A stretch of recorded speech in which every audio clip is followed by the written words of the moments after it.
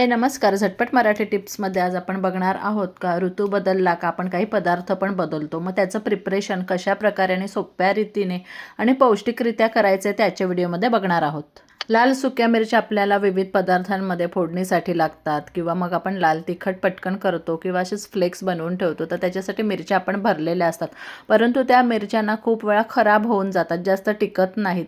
मला तसा अनुभव आलेला आहे. त्याच्यासाठी आपण काय करायचं, एक तर तुम्ही कढईत परतवून ठेवा किंवा मग अगदी सोपी पद्धत आहे, तुम्ही त्या मायक्रोवेव्हला लावल्या ना तर अगदी अर्ध्या मिनटात त्या व्यवस्थित होतात, कुरकुरीत होतात आणि छान राहतात आणि खराब होत नाही, बरेच महिने टिकून राहतात. तर आपण बघूया आता. तर मी 2 प्रकारच्या सुक्या मिरच्या आणलेल्या आहेत. अजून 1-2 प्रकारच्या पण मी भरून ठेवते का त्या नेहमीच्या स्वयंपाकाला किंवा आपण चटण्या बनवतो त्याच्यात फोडणीसाठी स्वयंपाकासाठी उपयोगी पडतात. तर आता मी फक्त 30 सेकंद या लावते आहेत. दोन्ही डिशमध्ये वेगवेगळ्या काढलेल्या आहेत. फक्त 30 सेकंदात या मिरच्यांमधली सगळी मॉइश्चर निघून जाते आणि चांगल्या त्या ड्राय होतात. बाहेर ड्रायच असतात पण त्याच्यात मॉइश्चर पकडलेली असते, त्याच्यामुळे त्या लवकर खराब होतात. पहा अगदी छान झालेल्या आहेत, कुरकुरीत.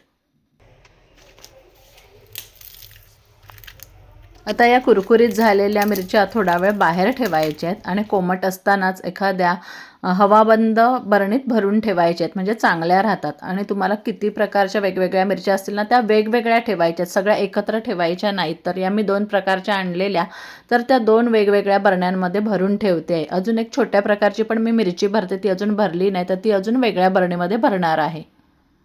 आता या अशा प्रकारे भरलेल्या मिरच्या तुम्हाला अगदी 6 महिन्यापर्यंत पण वापरू शकतात. अजिबात त्या खराब होणार नाही आणि तशाच कुरकुरीत राहतील.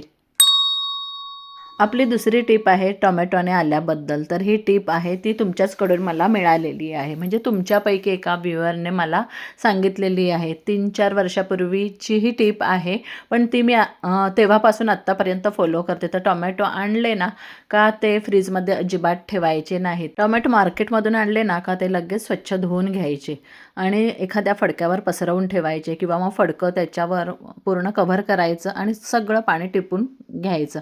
त्याच्यानंतर हे टोमॅटो ना तुम्ही अगदी बाहेरच ठेवा. एखादं काचेचं बाऊल घ्या, प्लास्टिकमध्ये किंवा दुसऱ्या भांड्यात, स्टीलच्या भांड्यात ते ठेवू नका.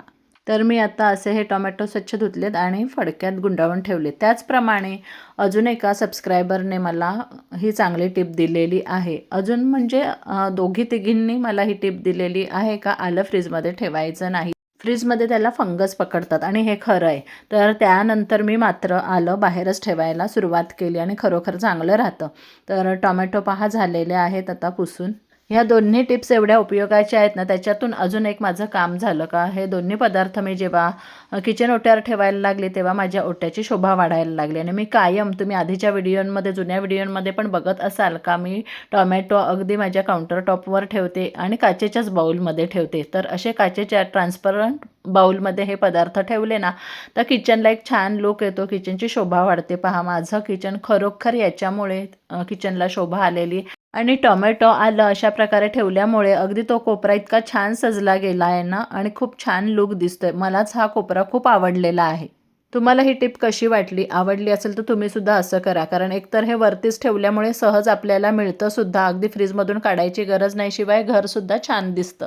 आपली तिसरी टिप आहे पनीरबद्दल. तर पनीर आपल्याला आता सगळ्यांना सहज येतं, पण ते थोडंसं ट्रिकी आहे, कारण काहींचं असं रबरसारखं होतं.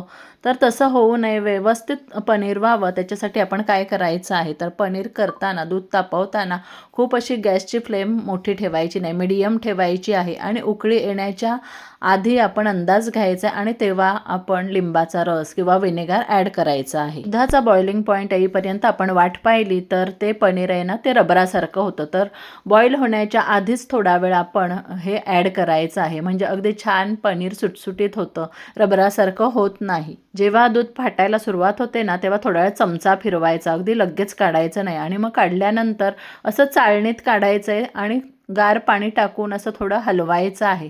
तर 1-2 मिनटं असं आपण केल्यानंतर मग तुम्ही पनीर मोल्डमध्ये टाकू शकता. तर स्वच्छ धुवून घेतलेलं आहे, त्याचा आंबटपणा निघून गेलेला आहे. आता पनीर मोल्डमध्ये टाकताना कुठलाही कपडा टाकण्याची गरज नाही, आपण डायरेक्ट टाकू शकतो. अगदी व्यवस्थित छान पनीर होतं. तर पहा, मी अगदी पनीर मोल्डमध्ये हे सगळं आता भरून घेत आहे. 3 वर्षापासून मी पनीर मोल्ड वापरते. आधीचं माझं पनीर मोल्ड होतं, तर ते गोल होतं आणि ते सापडेच ना. आमच्या जुन्या घरी तसंच राहिलेलं, एका भांड्यात राहिलेलं. तर ते मला आत्ता सापडलं आणि त्याच्या आधीच मी हे विकत आणलेलं. पहा, आता झालेलं आहे. दाबून घ्यायचं आहे आपण आणि त्याच्यानंतर त्याच्यावर वजन ठेवायचं आहे. तर छान असं आपण आता मोल्डमध्ये टाकलं आहे आणि वरती असं खलबत्ता ठेवलेला आहे. त्याच्यानंतर हे उरलेलं जे पाणी आहे ते स्वयंपाकात वापरायचं आहे, जे पौष्टिक असतं. साधारण अर्धा तास लागतो. त्याच्यानंतर आपण हे काढायचं आहे. पूर्ण अगदी निथळलं गेलेलं आहे, त्याच्यात अजिबात काही पाणी राहिलेलं नाही. तर छान पहा, पनीर मोल्डमधून निघालेलं आहे पनीर. आता हे तेवढं चौकोनी नाहीच आहे भांडं, तर साईडच्या अशा कडा काढायच्यात, कारण अगदी परफेक्ट स्क्वेअर मला हवे होते. आणि ते साईडचं आहे ते सुद्धा आपण इतर कशात वापरू शकतो किंवा पनीर भुर्जी करू शकतो. तर पहा, हे 1 लिटरचं मी केलेलं आहे. एरवी मी 2 किंवा 3 लिटरचं करते. तर छान अगदी पहा झालेलं आहे. अजिबात रबरासारखं नाही, छान सुटसुटीत पनीर झालेलं आहे. आता आपण हे भरून ठेवायचं आहे.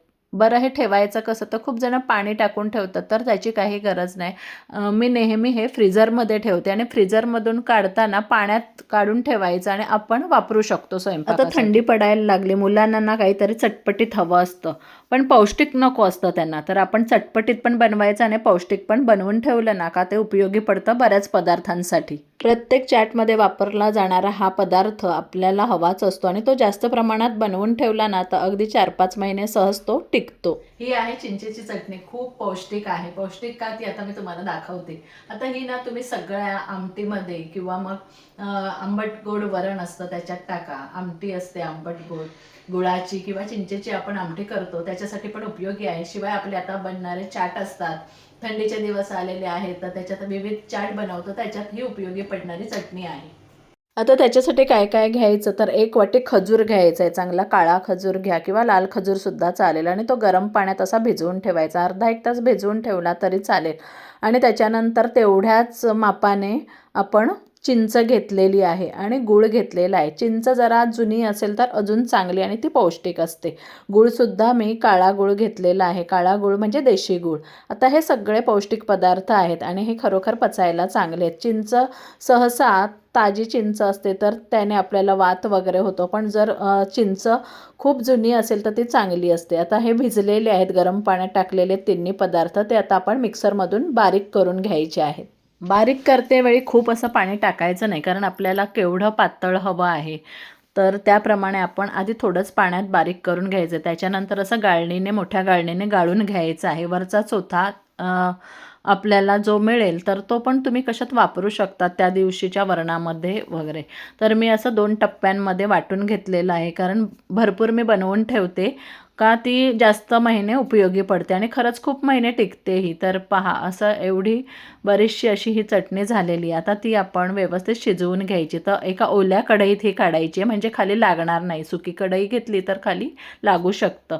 तर ओल्या कढईत आधी काढून घ्यायची. त्याच्यात मी मीठ टाकलेलं आहे आणि जिऱ्याची पावडर टाकलेली आहे, म्हणजे जिरेपूड टाकलेली आहे. चांगलं मिक्स करून घ्यायचं आणि काश्मीरी लाल तिखट टाकायचं आहे. आपलं नेहमीचं नाही टाकायचं. काश्मीरी लाल तिखटाने काय होईल, कलर पण छान येईल आणि मस्त बेताची चव होईल, जास्त तिखट नाही होणार.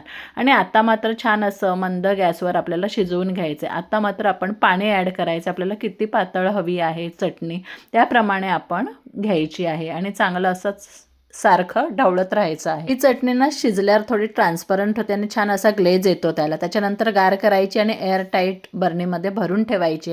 ही तुम्ही फ्रीजमध्ये ठेवा, थोडे दिवस बाहेर पण ठेवा, हरकत नाही, पण फ्रीजमध्येच ठेवा, म्हणजे खूप महिने टिकते. अगदी 6 महिन्यापर्यंत पण टिकते, पण मी 3 महिन्यातच संपवते.